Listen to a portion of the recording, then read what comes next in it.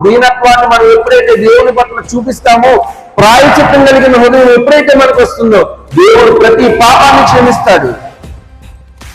మన యవ్వన బిడ్డలు చేసే పాపం కొరకు ప్రతిదినం పశ్చాత్తాపం కలిగిన హృదయంతో ప్రార్థన చేయాలండి.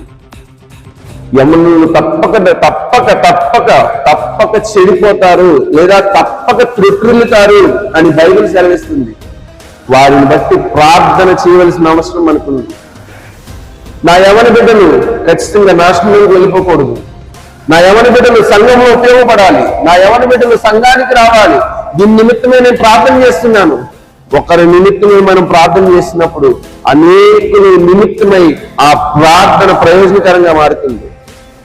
ఒకరి నిమిత్తమై మనం ప్రార్థన చేసినప్పుడు మన కుటుంబానికి ఆ ప్రార్థన విజయం చేకూరుస్తుంది. ఏమండి, సంఘమంతా కలిసి ఒక వ్యక్తి గురించి ప్రార్థన చేస్తారు. ఒకటే సమస్య ముందు పెట్టుకున్నారు. పేతురు చెరసాల్లో ఉన్నాడు. ప్రభువా విడిపించండి, ప్రభువా విడిపించండి. ఎప్పుడు ప్రార్థన చేశారు?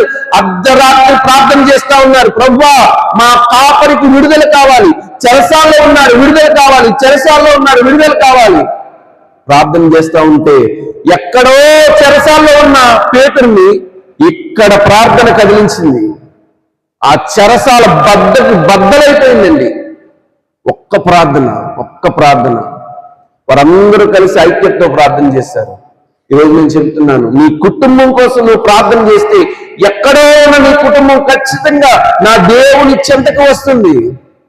నువ్వు విశ్వసించి ప్రార్థన చేయి. నా బిడ్డ నా ప్రభు చెంత ఉండాలి, నా కుమార్తె నా ప్రభు చెంత ఉండాలి, నా భర్త నా ప్రభు చెంత ఉండాలి, నా కుటుంబం అంతా సంతోషకరంగా ఉండాలి. విశ్వసించి ప్రార్థన చేస్తున్నాం. ప్రతి బంధకాలు యేసు నామంలో లయమైపోవాలి. యేసు నామంలో లయమైపోవాలి అనగానే నీ విశ్వాసాన్ని బట్టి చెప్తున్నాను, నా దేవుడు ఖచ్చితంగా అద్భుతాన్ని చేస్తాడు. విశ్వసించండి. రాత్రి విశ్వసించండి.